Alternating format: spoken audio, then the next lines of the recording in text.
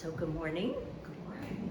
Welcome to Unity of Chautauqua on this beautiful morning. And just for all of you that are watching online, wherever you are, I'm Reverend Barbara Williams, and not that I'm bragging, but this morning when I walked my dog, it was 55 degrees. So I have friends in Florida that watch our videos, and my husband sometimes, so just love it here. So let's start. We're going to start with a song. So if you would stand and join me in our welcome song. And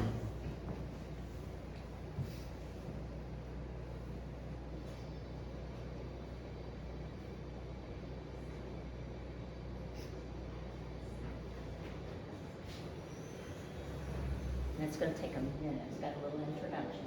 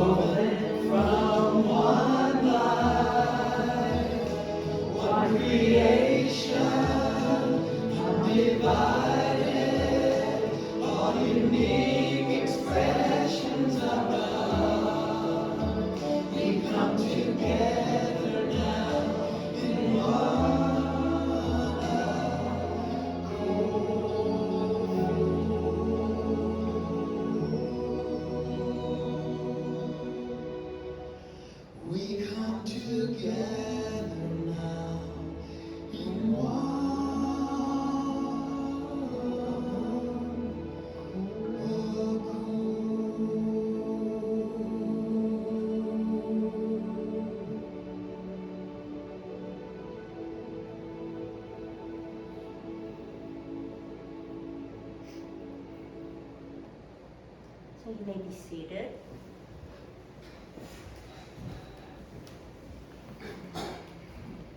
So let's just take a moment in prayer.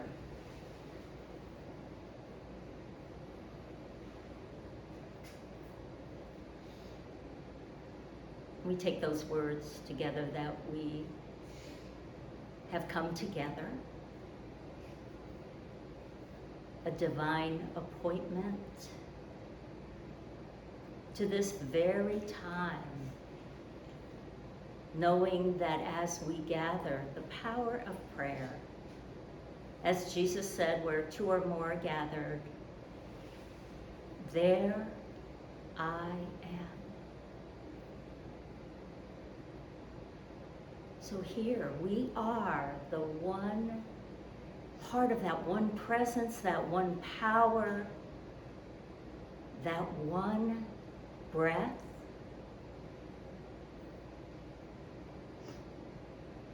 that one mind, that one heart. Setting aside the activities of this day, what has been, what will be,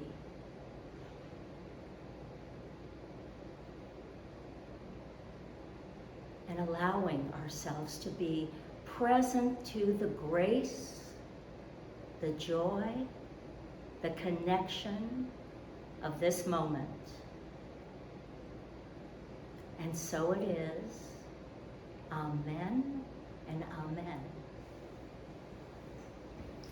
So just a couple announcements. If this is the first time you're joining us at Unity, we call ourselves a positive path for spiritual living. And my experience has been that Unity opened my mind and touched my heart and has transformed my life. And watching other people, it's just been the greatest joy in my life. So we say Unity is a positive, practical, progressive approach to Christianity based on the teachings of Jesus and the power of prayer. And one of my favorite things about Unity, the first time I ever walked in the door, was that openness that to all universal truths in all religions and respecting all paths. So if you want to know more about Unity, you can go to unity.org, and the invitation, especially for those that join us online, is to explore Chautauqua as well and join us in person, and that's chq.org, and our website is unitychq.org. So we are a combination of Unity's worldwide website and Chautauqua's. So we hope you'll visit us, sign up for our emails, and continue to watch us online as well as in person. So if you're here, you know we have a Sunday service at 9:30 to 10:30, and our last one is the last Sunday in August. So I hope you'll if you're here, we hope you'll join us. Continue, and then we start in the year. We begin in October, the first Sunday in every month on Zoom. So if you're on our email list, you'll get the emails, and you can join us on Zoom as well.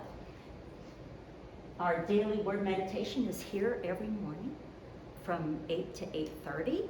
And then we have a positive path for spiritual living. That is our lecture that is in the Turner Center. And the Turner Center is at the north end of Chautauqua. If you're coming from the outside, it's easy parking right at the north gate.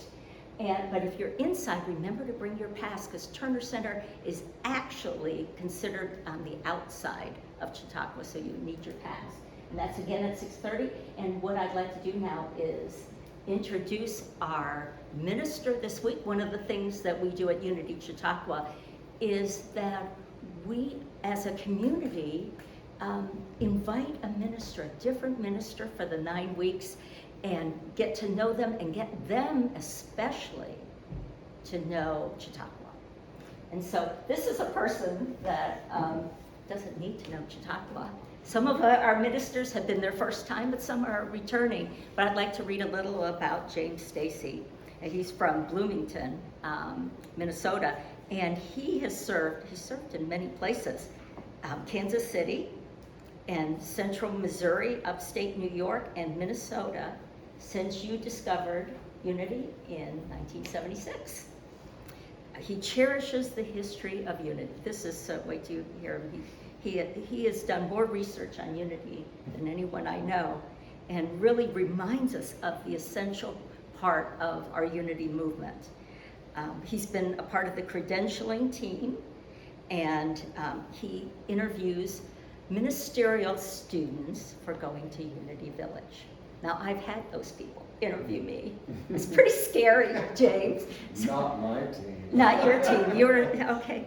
And and he's currently serving at Unity South Twin Cities in Bloomington, Minnesota. So I'd like you. He has been a Chautauquan since 2004. You have been, and you're doing a lot of things at Chautauqua as well as here. So James, would you come up and tell us a little about what is going to happen on Wednesday evening? Okay. I was intrigued, well, no, I'll say that later. I was intrigued with the theme this week, Chautauqua at night, and from the Department of Religion, nighttime as a fertile soul time. And so I thought for our class this week, we would look at how we might achieve, and this is from my own experience, achieving balance in our life. We have many different ways that we experience life. Some of us are type A doers. Some of us think, contemplate, meditate. Some of us are reflective.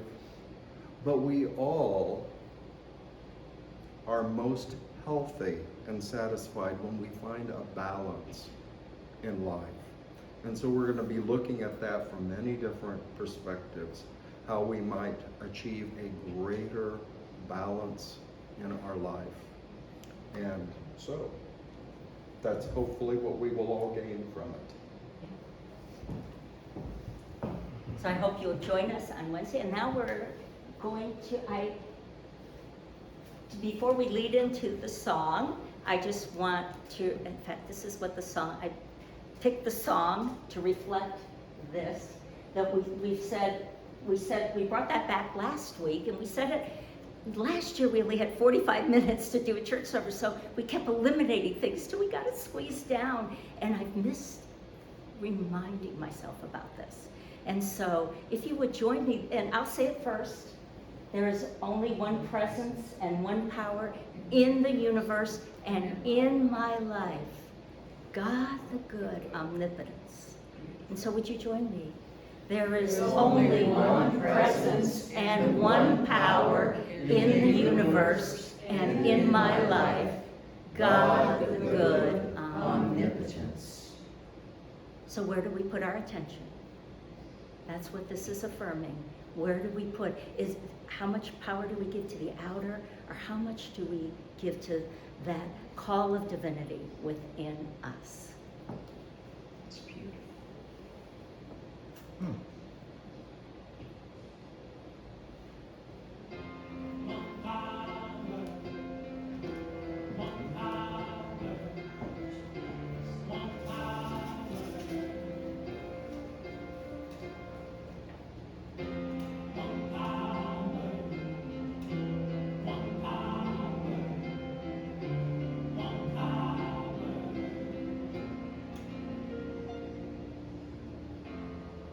One power, invisible, and you see it everywhere and every day. One power, indescribable, and you speak of it with every word you say. Mysterious until you know the truth. Simple as the love inside of you. Call it God, call it Spirit, call it Jesus, call it Lord, call it Buddha, Bahula, angels, wings of heaven's door. But whatever name you give it, it's all one power. Can't you see? It's the power of the love in you and me. One power, one power, one power.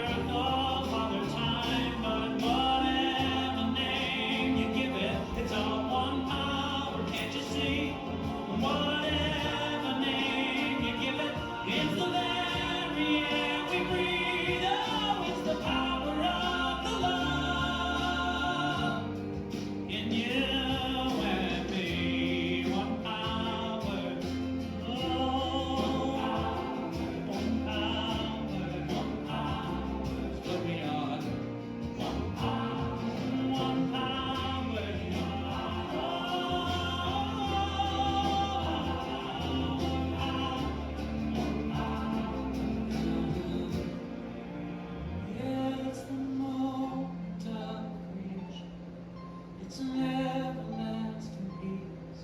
It's the freedom of forgiveness. It's the sweetness of release. It's the joy of inspiration. It's the sunshine on your face. It's the birthright of all nations. It's the boundlessness of space. It's the beauty of a baby. The serenity of sleep. It's the anger we abandon. For it's love that's most deep. It's the power. There's one power. What we are is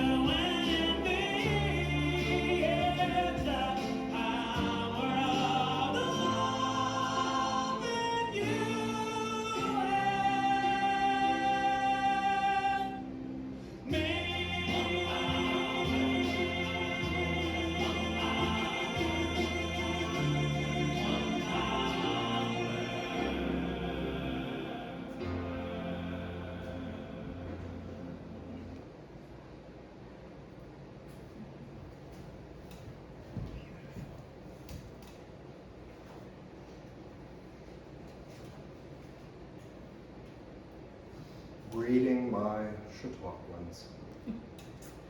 It's good to be back in our home space. My first visit almost 20 years ago was in this very room. Perhaps you remember that song, "In this very room, there's quite enough love for all of us." And I want us to take a moment with that music, with our statement of being, which my congregation will be saying in about an hour in Minneapolis, to acknowledge that there is one presence and power. This is true for all of us. This is true for the creation in which we live. And I am so grateful to be able to spend this week at Chautauqua, because on these sacred grounds, I think sometimes it's a little easier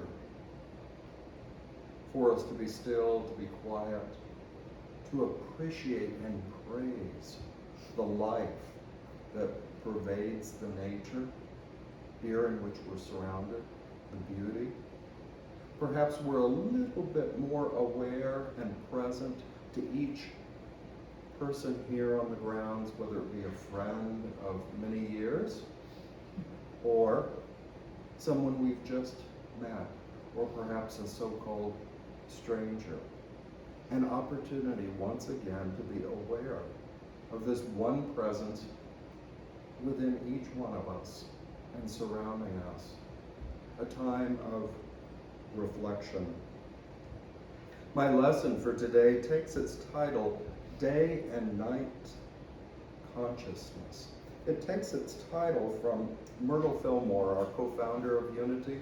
Many like to call her the mother of Unity, because it was through her healing experience beginning in 1886, in the early years of Chautauqua.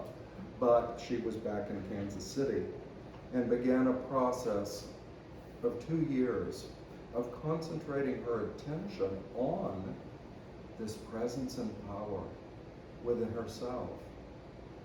And she realized with her famous statement that has come down through the years to us, "I am a child of God, therefore I do not inherit sickness." She realized that she was an eternal being, as all of us are, and that any disease or troubling circumstance we have is something that is temporal. It is passive. It is not the eternal truth of what we are as God's creation. So let's begin by hearing her words. Now, most of Myrtle's writings that we have now in book form or at the archives at Unity Village are letters. You see, her husband Charles would speak to the Sunday services. He would speak to large groups. He spoke at the 1893 World Parliament of Religions at the World's Fair in Chicago. In his retirement years, he would go to Los Angeles to speak, and they would always rent the Shrine Auditorium where they used to do the Academy Awards, and Mr. Fillmore would fill it and overfill it. So he addressed large numbers. Myrtle's writings were letters that she penned to individuals who turned to her for advice and prayer support. So there's a great intimate quality when we hear a letter from Myrtle. And so she wrote this to a truth student seeking. Day and night does not necessarily mean 24 hours of time. It has reference to the daytime of the soul when it has light and everything seems to be going smoothly, and it can see the evidence of the divine law working. And then to the nighttime of the soul, when a person has gone as far as he or she can go with their consciousness, and they realize that it is time to turn within to the silence and wait for the Spirit to give them further light and direction. When nighttime comes to us, we should use it as a quiet time of great help. If we do, it will afford us time for meditation and the careful study of ourselves and our present methods. It will cause us to turn more to the universal law and its operation and less to our personal efforts and the ways of others. Myrtle, it seems to me, suggested that there is a rhythmical component to our well-being. Just as our day is divided by daylight and nighttime, so we are at times awake and asleep. In life, we experience many seasons, many years, and at some point, our earthly life comes to an end. I took my title today from a song. I like good old songs and the lyrics that they give us. And I just heard, as I began preparing the lesson, this old Cole Porter tune, like the beat, beat, beat of the tom-tom when the jungle shadows fall, like the tick, tick, tock of the stately clock as it stands against the wall, like the drip, drip, drip of the raindrops when the summer shower is through. So a voice within me keeps repeating, you, you, you, night and day, you are the one. To me, it's a beautiful song that gives me another way to sing and hold in my heart a melody, not unlike our statement of being, that there is only one presence and one power.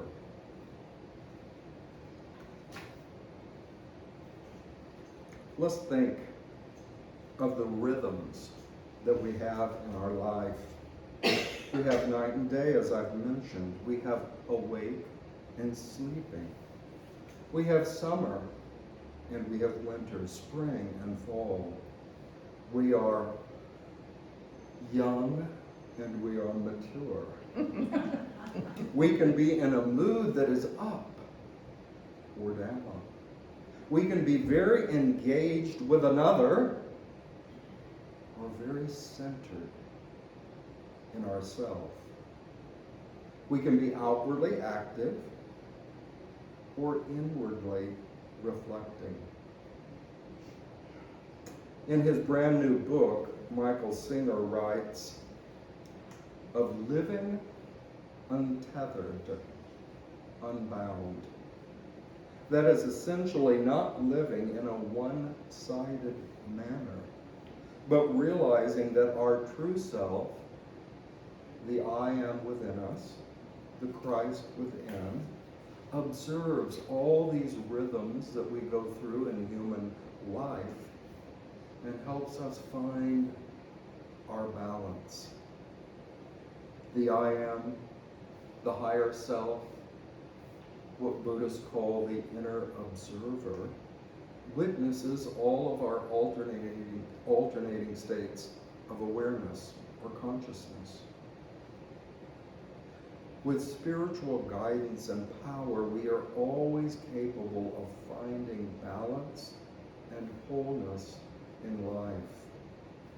Jesus Christ gave the words, "You shall know the truth, and the very truth you know shall free you." I like that particular translation. It comes from George Lamsa's translation of the Bible from the ancient Syrian Peshitta. And I like it because it adds that little twist. You shall know the truth, and the very truth you know shall free you. Because that speaks of what we really know and believe and hold as our centering truth. That sets us free from any imbalance or one-sidedness in life. Now, there is even a rhythm or contrast in our spiritual practice. What do I mean by that? Richard Rohr, Father Richard Rohr, a guest at Chautauqua many times, and an author of a book, The Universal Christ, as well as many devotional books, turns to a distinction made by philosopher Ken Wilber about religions. Ken is on one of the copies of Unity magazine, I noticed over there. Wilber considers religions to be ascending or climbing, pointing us upward to absolutes, to oneness, theologies of belief. Or, he said, there are religions that are descenders, pointing us downward to the many and momentary ways in which the divine manifests in this material earthly world. From Rohr's Catholic experience, it's the doctrine of incarnation. In our unity tradition, I believe it's why Charles Fillmore chose in 1891 the name Unity, meditating with a group of people smaller than our number here. In the parlor of the Fillmore home, he came out of that silence as they sat together, aware of Spirit's presence. And he said, unity will be the name of our work, of the work that they were beginning. Now, sometimes I think we look at that name unity and it just means, well, we're all one. Well, that is true. But I think it actually means more. At least it does to me. Charles spoke of the unity of spirit in all things. The unity of spirit in all things. So it means not just the unity of our oneness here this morning, in this time we share. Our oneness is a unity movement that spans the globe. Our oneness with all human truth seekers of any faith tradition. It also means the oneness of spirit in all things. In these beautiful sacred grounds we walk here at Chautauqua, in any circumstance in which we find ourselves, the unity of spirit behind, shall we call it, Mother Nature. And although we have caused her many challenges in recent years to her balance and well-being, still there is a healing power in the natural world. Joan Brown Campbell, head of the Department of Religion when I first arrived on the scene here, and a favorite I loved when I had the short privileges to speak with her. She said in a CBS Sunday morning interview that was recorded a number of years ago, a story about Chautauqua. And they asked her, what was the essential thing that she thought people needed? And I was intrigued and never forgot her response. She said, in an open-hearted manner, that perhaps what was needed at this time was not more believers, but more beholders. Catch the difference. Not more believers in a specific theology or way of life. And we have our beliefs in unity, even though we say we have no creed. We do. We have our belief. But beholders. Beholders are those who can see that unity of spirit at work in all people and all circumstances. They behold the activity of God everywhere. Do you hear, like I do, the difference between believing, even in unity, let's keep it in unity, believing certain principles like our 5 principles, and that's important, but developing this capacity of soul to behold, to be able to see the divine at work in your own life, in your friends who struggle. I have a unity friend of 40 years that is having an extreme health challenge. And it's difficult for me, but I keep trying to see divine order at work in his life and what he is going through, this path that he is walking. So this idea of being able to behold. Paula Darcy, a friend of Richard Rohr, gave us this revealing insight, another potent idea. God comes to us disguised as our life. Isn't that a thought to contemplate? God comes to each of you disguised as your life. How your life is unfolding. That's another way of beholding the activity of God at work in your life. Or in that introductory reading I gave from Myrtle Fillmore, she said, the nighttime of the soul going within to silence and stillness and letting go.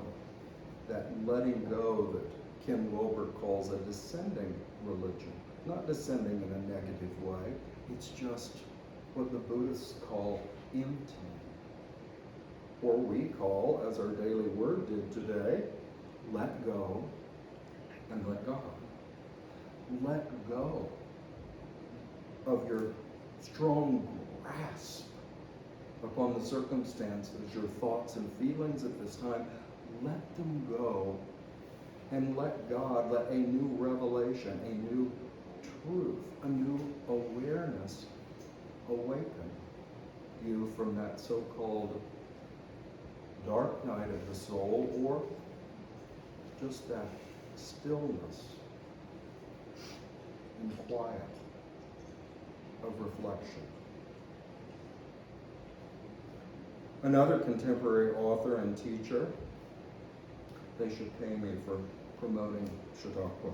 Another author and teacher speaking Tuesday at 2 o'clock over there is Mirabai Starr, and she wrote this: if someone dared to suggest that our periods of personal pain, resembling as they do a descent into the abyss, are actually trysts with the Holy One in disguise, we might assume that they were engaging in a spiritual bypass That is a way of using spiritual beliefs or methodologies to check out of reality so that we don't have to actually feel it. Yet on the other side of these dark nights of our souls, we are often compelled to conclude that it was in the depths of our suffering that our souls were transfigured and the beloved grew closer. Mirabai, in her 40th year, published her own translation because she found her college students that she taught, and she always had them read St. John of the Cross's Dark Night of the Soul, and they struggled with it, so she decided to translate it in more contemporary language. The very day that her book was published, her teenage daughter was killed in a car accident. What she had written about, she now stepped in her own life situation to contemplate. And although she said she would not call those times of terrible grief a happy circumstance, of course not.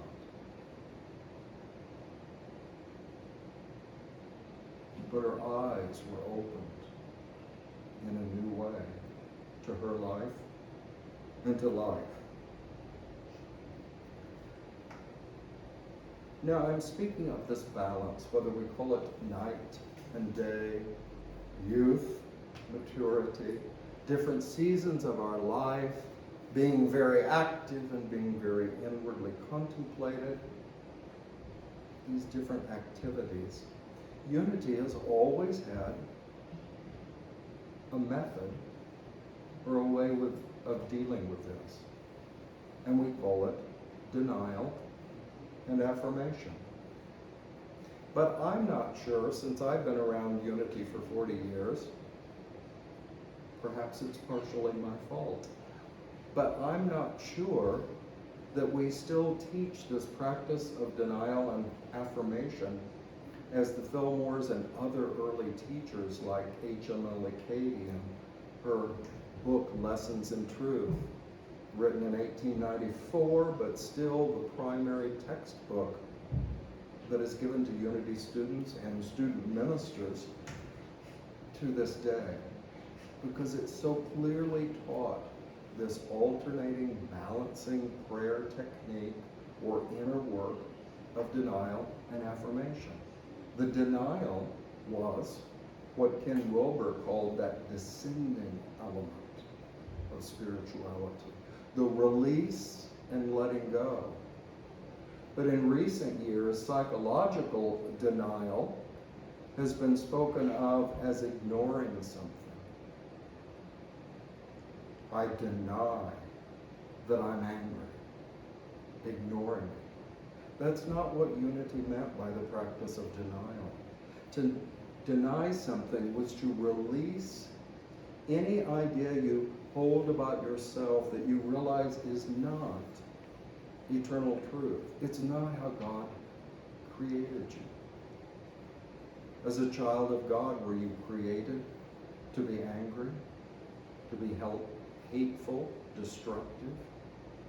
No.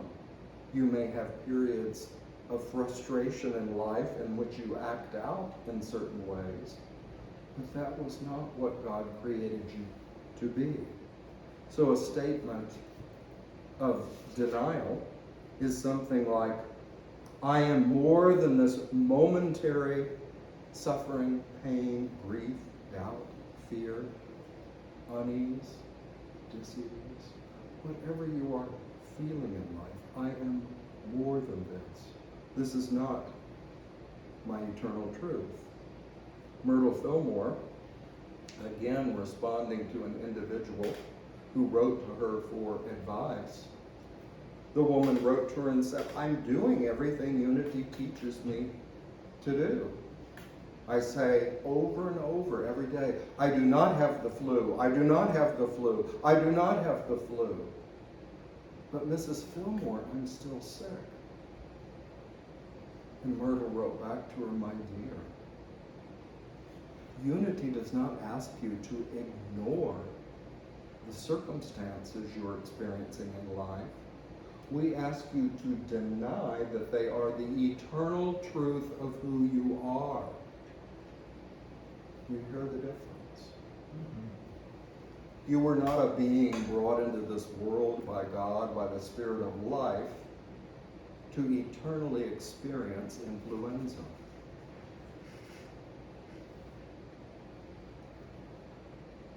So although Mrs. Fillmore said to this woman, it is not always easy, but continually deny this circumstance is not your eternal truth. Then we come in with the positive affirmation, such as, I am the spiritual idea in the mind of God with spiritual gifts of power.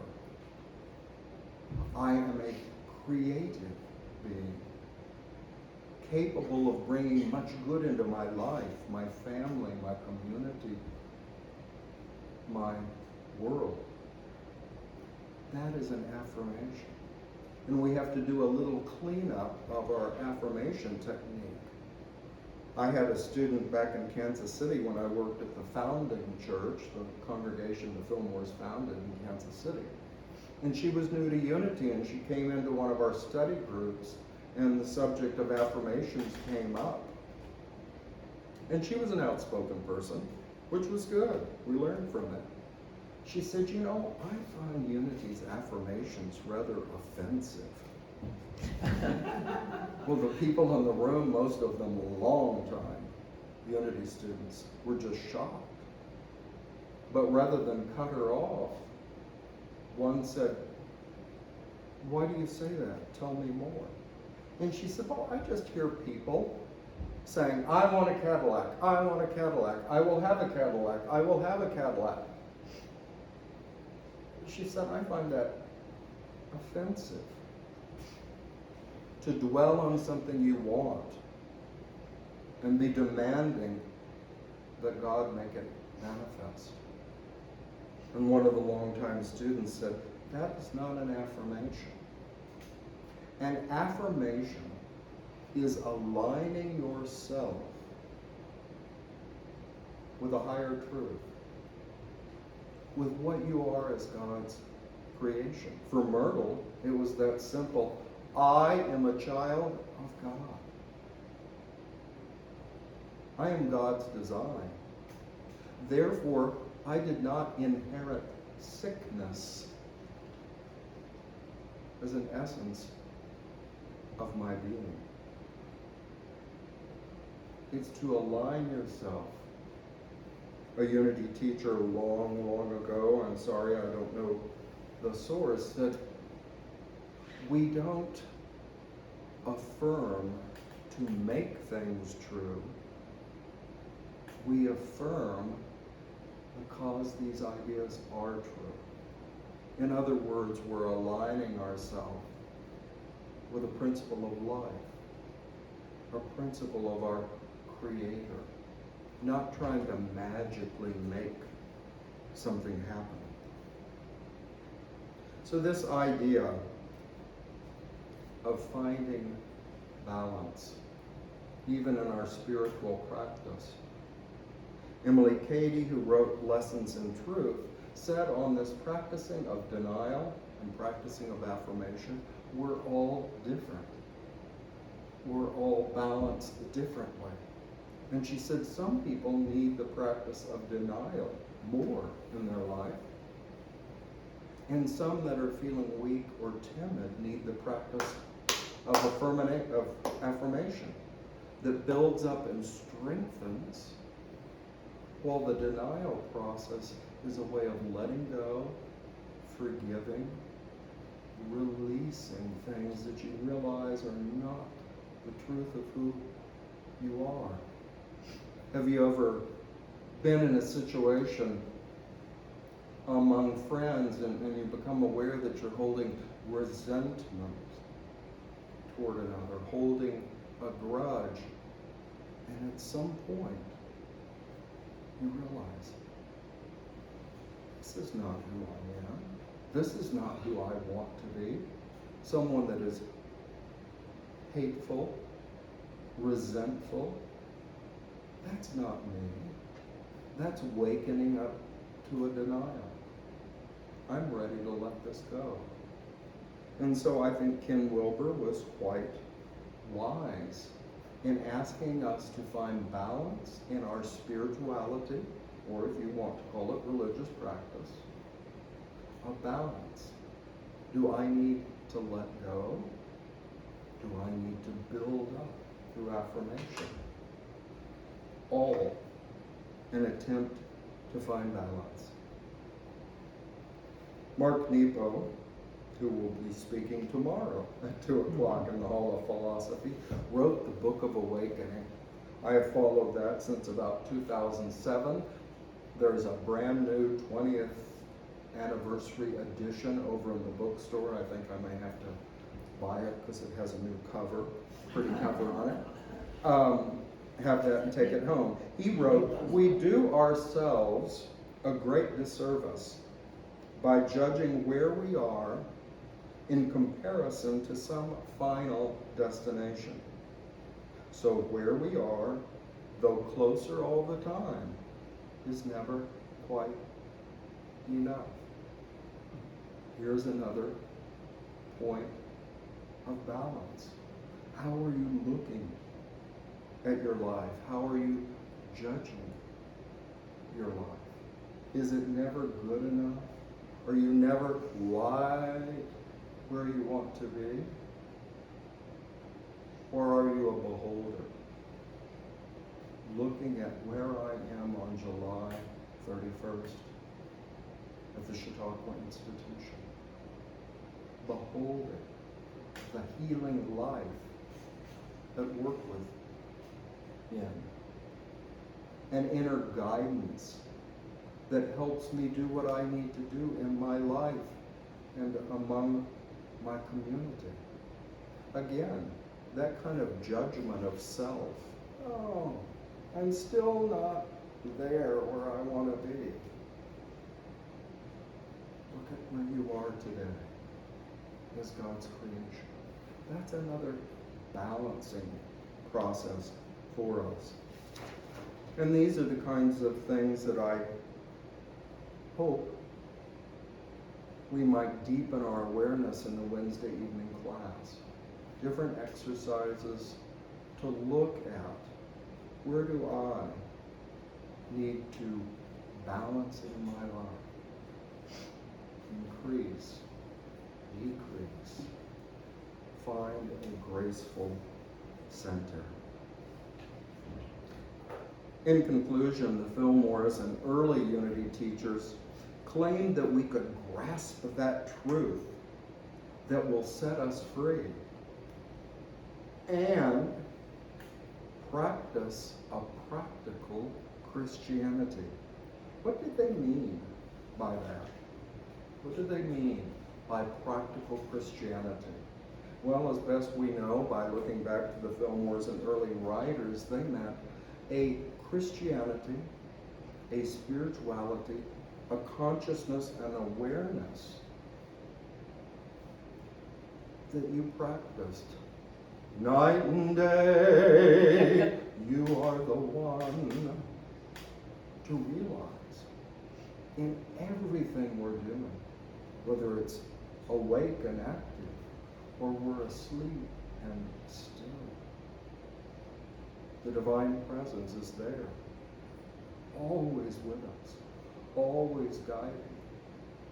What can be the imbalance? What can be the lack of understanding? It's our awareness. It's not that God is changing. Charles Fillmore said probably 80 or 90 years ago to one of his Sunday groups, "Is your God faithful, or is he tricky?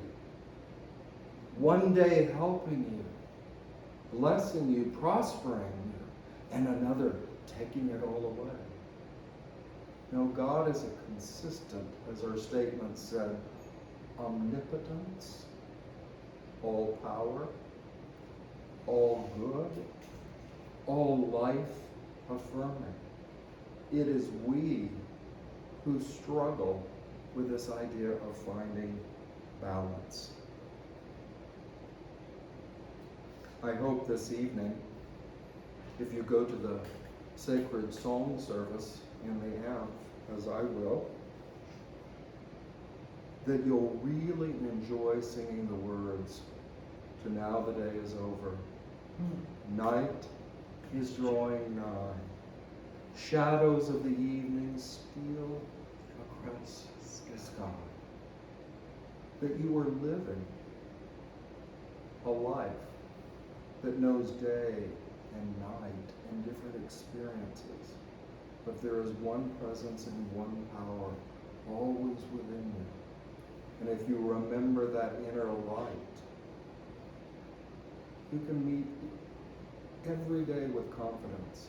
The easy days, the challenging days, the confusing days, the joyful and exciting days. You meet them all with this awareness. Night and day, you are the one. And so it is. I hope you find your balance, whatever you're seeking in life, here at Chautauqua this week, and carry it home with you, and that it serves you and inspires you for years, just as Dr. Joan Brown Campbell's statement has inspired me for years. I want to be not just a believer in something, I want to be a beholder that sees Spirit's activity at work constructively, wonderfully in my life and yours. Thank you for letting me have this opportunity to share with you this morning.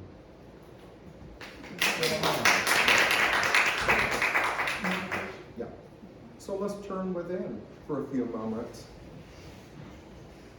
Sometimes I have to remind myself, especially during an hour service, that a meditation does not need to be 3 hours and 35 minutes long.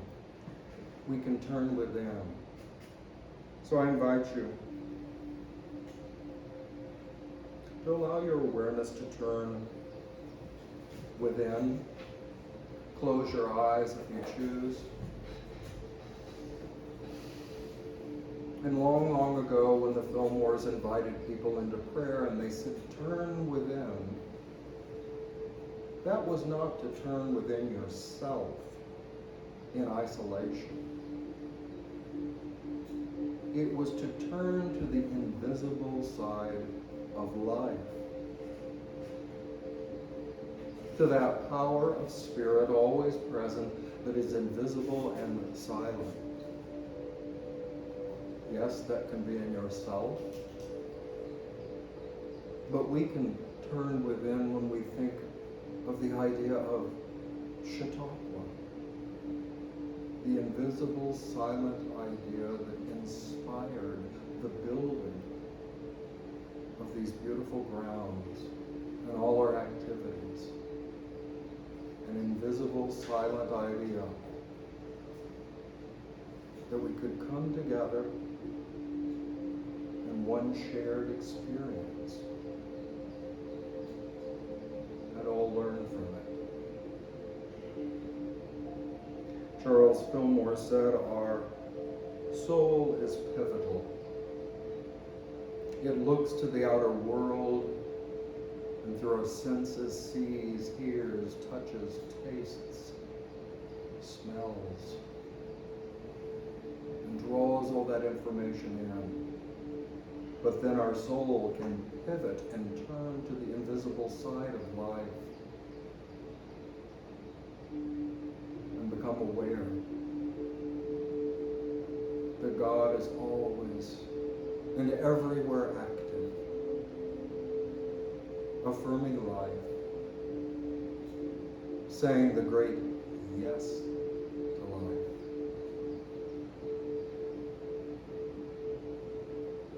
And one of the simplest ways to know that is to turn to our physical breathing. So I invite you for a moment to be in the balance of your life as you sense your breath outgoing and then inhaling. The wisdom of your physical body created by God teaches you of finding balance through awareness. Breathing out and breathing in.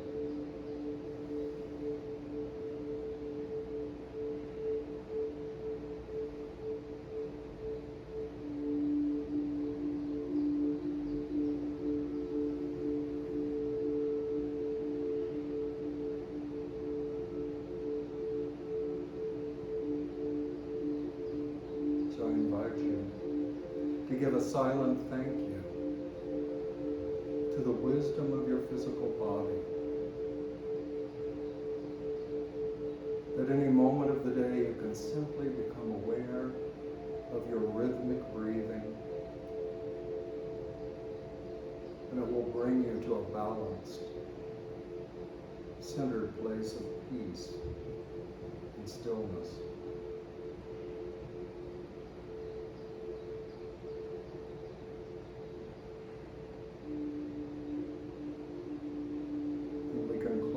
This moment of silence with those beautiful affirming words simply stated. I am too blessed to be stressed. I am too blessed to be stressed.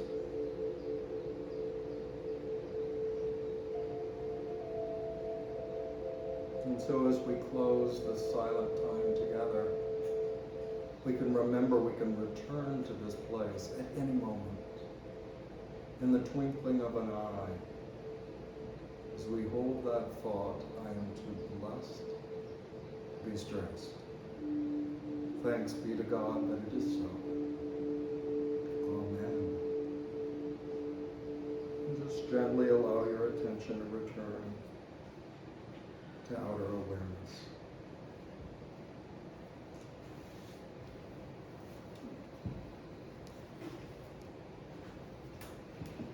Oh, thank you, James. It's beautiful.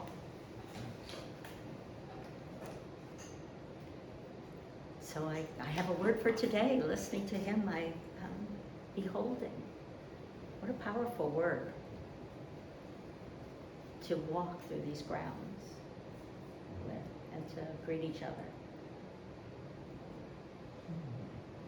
So this is our time for our love offering, and would our president of our board, Kelly, come forward?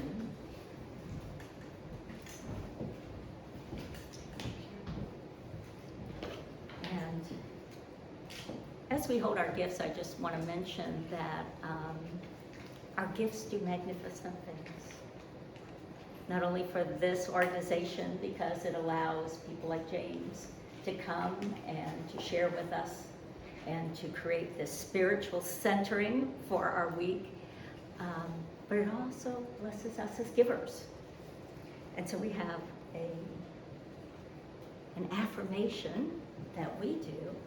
If you join in together, divine love through me blesses and multiplies all that I am, all that I have, all that I give, and all that I receive. And I am grateful. So just feel that in your gift. Infuse your gift with that.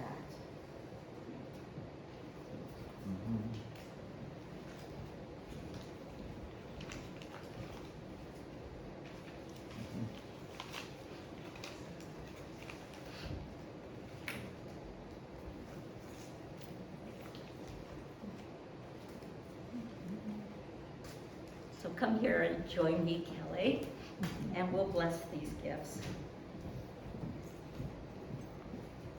So let's just take a moment, if you bring your hands forward and just feel that the many ways that Spirit shows up in our lives, through a walk through Chautauqua, through James, who shared at such a deep heart level the words that will stay with us and embody us and grow through us.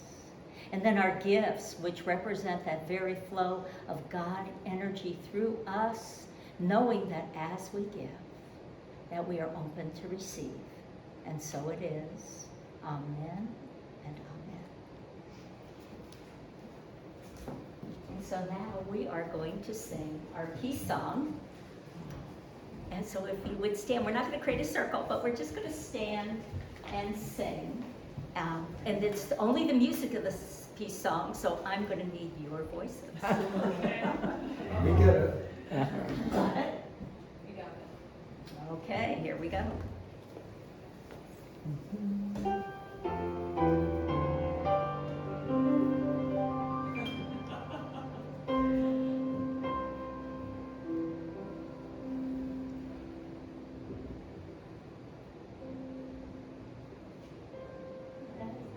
Peace on earth, and let it begin with me.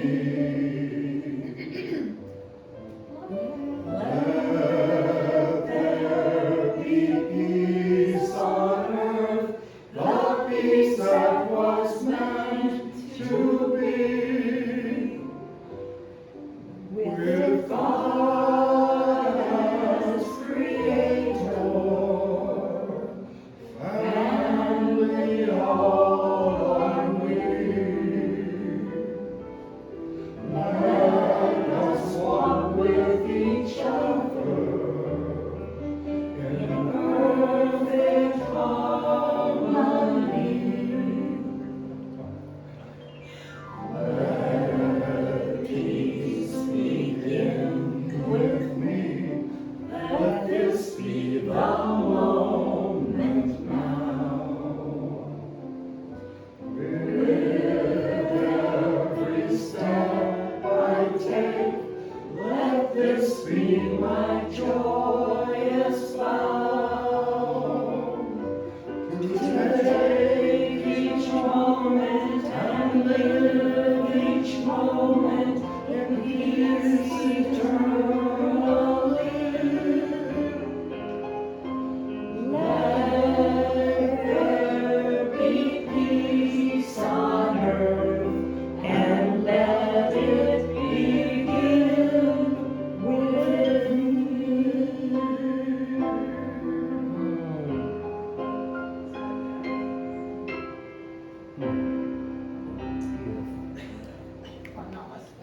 So would you join now as we say our unity prayer for protection? The light of God surrounds us. The love of God enfolds us.